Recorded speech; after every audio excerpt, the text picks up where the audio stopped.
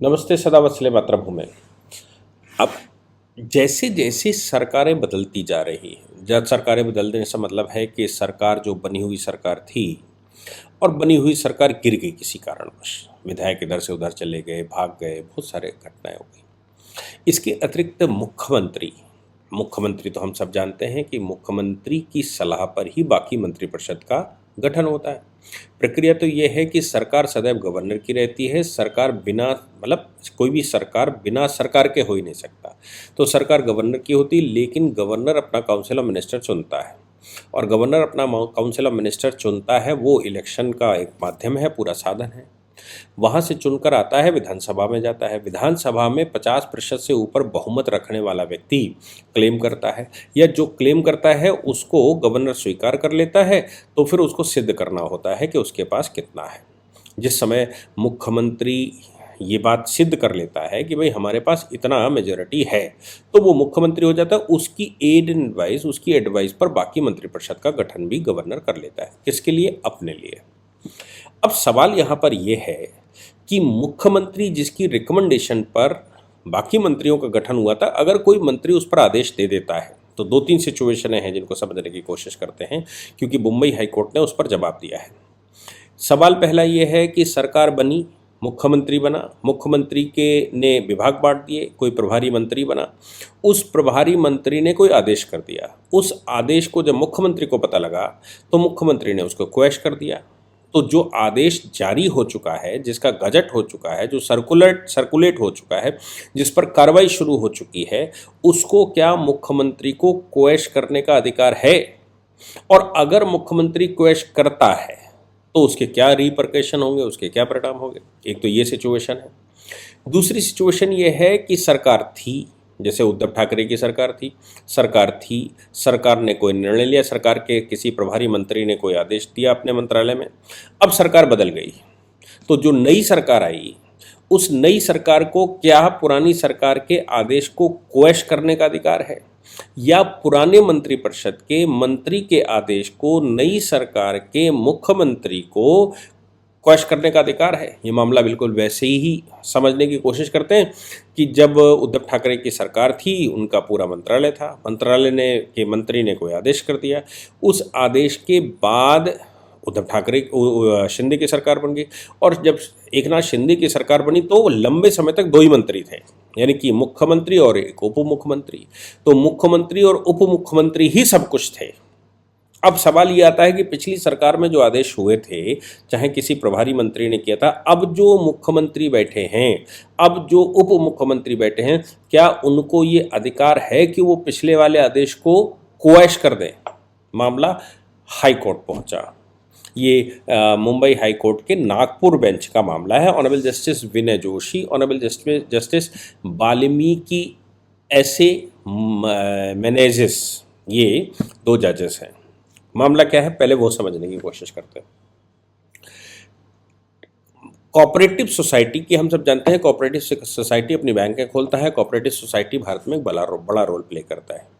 तो केस का नाम है Chandrapur district central cooperative bank limited बनाम state of Maharashtra and others.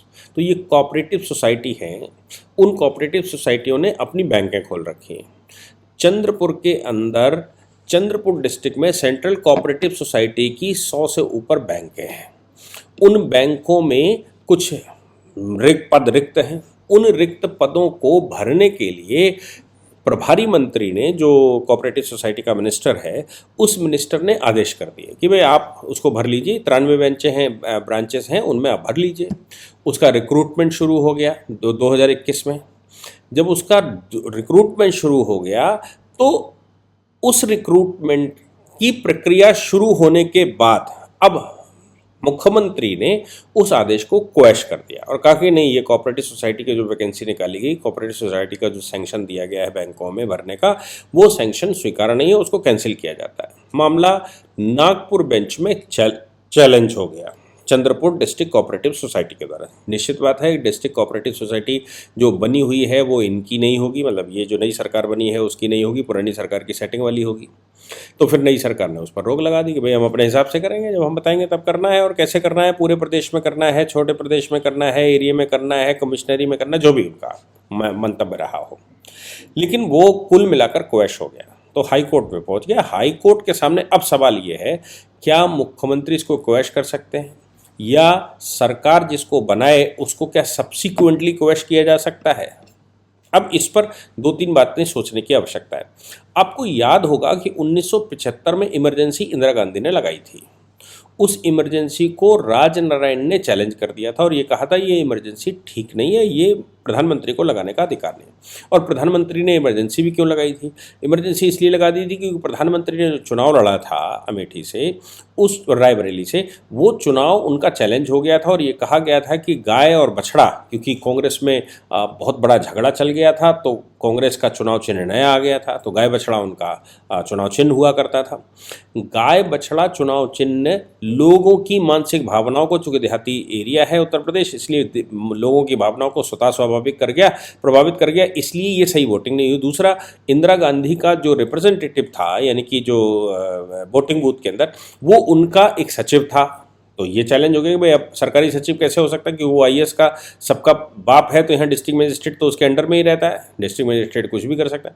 तो ये दो बातों को ध्यान में रखते इलाहाबाद हाई कोर्ट ने उनकी कैंडिडेचर को कैंसिल कर दिया था। इस बात पर पूरे देश में आंदोलन हो गया था, और पूरे देश में आंदोलन होने के बाद जब इंदिरा गांधी को लगा कि अब कंट्रोल करने से बाहर हो रहा है, तो इंदिरा गांधी ने एक चिट्ठी लिखी और मुख्य राष्ट्रपति के पास गई और कहा अब इतना डिस्टर्बेंस हो गया, इस पर इमरजेंसी लगा देते हैं।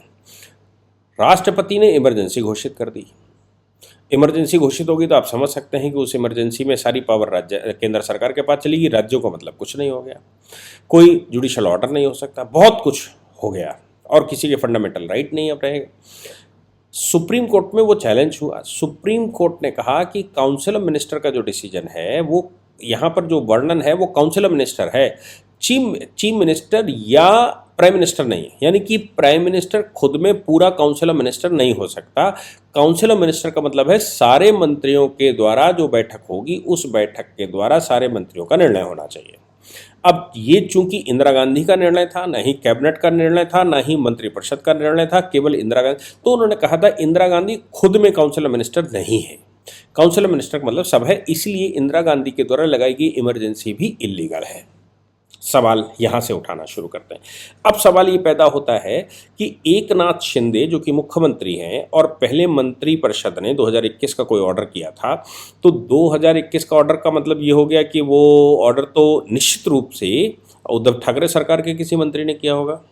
तो सवाल वो है नहीं कि मंत्री कौन और उप मुख्यमंत्री कौन, सवाल ये है कि मुख्यमंत्री क्या अपने मंत्रिपरिषद के मंत्री के किसी आदेश को क्वैश कर सकता है। तो ये बात ऑनरेबल नागपुर हाई कोर्ट ने क्लियर की। उन्होंने कहा कि नहीं, कोई भी मंत्री का आदेश मुख्यमंत्री एवं क्वैश नहीं कर सकता। मुख्यमंत्री को इतनी पावर नहीं कि वो अपने मंत्री के, प्रभारी मंत्री जो कि स्पेशलिस्ट है, जिसको काम दिया गया है, उसके आदेश को क्वैश कर दे। वो आदेश बरकरार रहेगा और उस आदेश का पालन सबको करना पड़ेगा। अब अगर उसको कुछ करना है तो काउंसिल ऑफ मिनिस्टर की बैठक बुलाए, काउंसिल ऑफ मिनिस्टर की बैठक के बाद उसको तय करे, या फिर विधानसभा जाए। लेकिन किसी भी प्रभारी मंत्री के आदेश को मुख्यमंत्री क्वैश नहीं कर सकता। मुख्यमंत्री के पास इतनी पावर खुद में नहीं, वो हेड तो है मंत्रिपरिषद का, लेकिन इसका मतलब ये बिल्कुल नहीं है कि निर्णयों को वो अकेला बदलने के पावर रखता है। मुख्यमंत्री ऐसा अकेला बदलने का पावर नहीं रखता। मुझे लगता है कि ये आदेश हम सबको जानना चाहिए, क्योंकि ऐसा, और इंदिरा नेहरू गांधी के मामले में या राजनारायण के मामले में भी ये हम पहले देख ही चुके हैं कि ऐसा सुप्रीम कोर्ट डिसाइड कर चुका है।